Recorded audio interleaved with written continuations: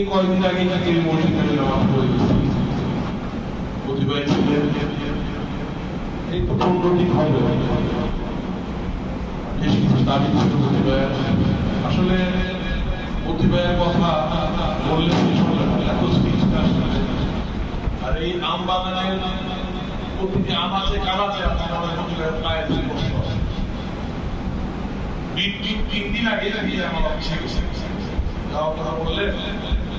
ওরা সব ব্যাপারে ঘুরে ঘুরে আম বাগান নিয়ে গেল,